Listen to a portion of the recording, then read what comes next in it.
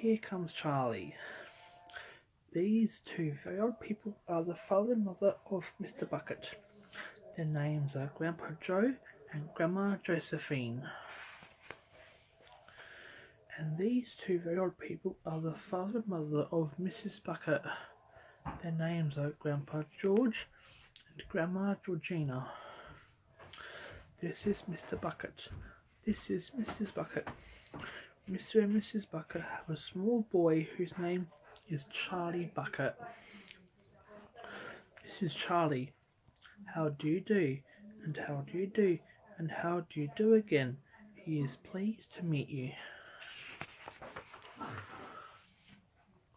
The whole of his family, the 6 grown-ups, count them, and little Charlie Bucket live together in a small wooden house on the edge of a great town. The house wasn't nearly large enough for so many people, and life was extremely uncomfortable for them all. There were only 2 rooms in the place altogether, and there was only one bed. The bed was given to the 4 old grandparents because they were so old and tired. They were so tired they never got out of it. Grandpa Joe and Grandma Josephine on this side, Grandpa George and Grandma Georgina on this side. Mr. and Mrs. Bucket and little Charlie Bucket slept in the other room, upon mattresses on the floor. In the summertime, this wasn't too bad, but in the winter, freezing cold droughts blew across the floor all night long, and it was awful. There wasn't any question of them being able to buy a better house, or even one more bed to sleep in. They were far too poor for that. Mr. Bucket was the only person in the family with a job. He worked in a toothpaste factory, where he sat all day long at a bench and screwed the little caps onto the tops of the tubes of the toothpaste after the tubes had been filled. But the toothpaste cap screwer is never paid very much money, and poor Mr. Bucket, however hard he worked and however fast he screwed on the caps, was never to make enough to buy 1/2 of the things that so large a family needed. There wasn't enough money to buy proper food for them all.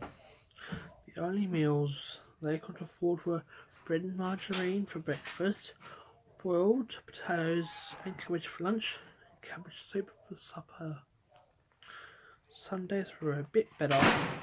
They all looked forward to Sundays because then, although they had exactly the same, everyone was allowed a second helping. The Buckets, of course, didn't starve, but every one of them, the 2 old grandfathers, 2 old grandmothers, Charlie's father, Charlie's mother, and especially little Charlie himself, went about from morning till night with a horrible empty feeling in their tummies. Charlie felt it worst of all, and although his father and mother often went without their own share of lunch or supper, so that they could give it to him, it still wasn't nearly enough for a growing boy. He desperately wanted something more filling and satisfying than cabbage and cabbage soup.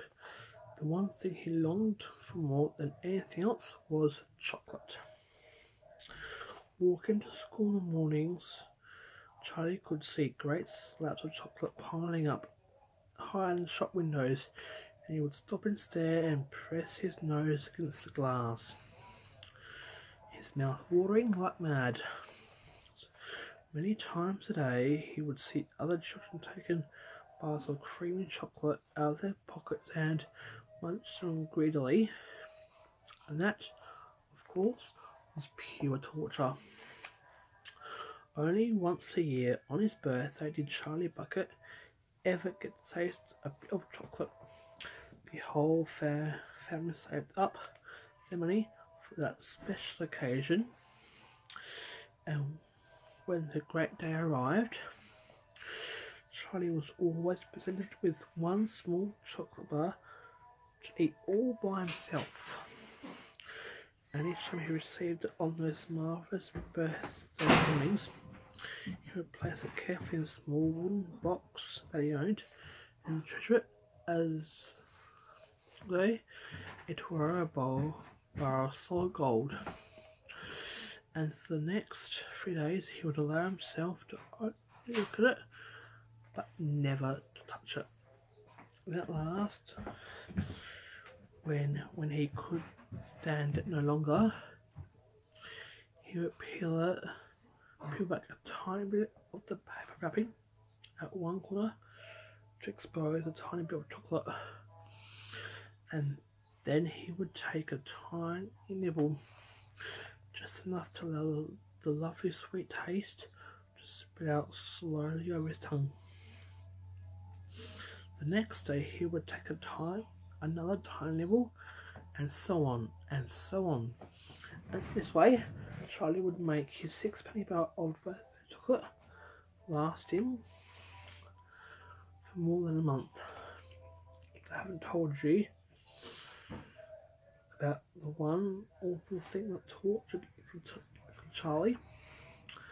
The love of chocolate, more than anything else is seen for him, was far, far worse than seeing slabs of chocolate in the shop windows or watching other children munching bars of creamy chocolate right in front of him. It was the most terrible, torturing thing he could imagine, and it was this. In the town itself, actually within sight of the house which Charlie lived, there was an enormous chocolate factory. Just imagine that. And it wasn't simply an ordinary enormous chocolate factory either.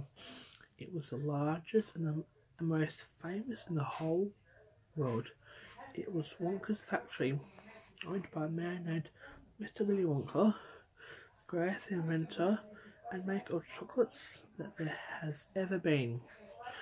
What a tremendous, marvellous place it was. It had huge iron gates leading into it, and a high wall surrounding it, smoke belching from its chimneys, and strange whizzing sounds coming from deep inside it. And outside the walls, for half a mile around in every direction, the air was scented with the heavy, rich smell of melting chocolate. Twice a day, on his way to and from school, little Charlie Bucket had to walk right past the gates of the factory, and every time he went by, he would begin to walk very, very slowly, and he would hold his nose high in the air and take long, deep sniffs of the gorgeous chocolate smell around him. Oh, how he loved that smell, and how he wished he could go inside the factory and see what it was like.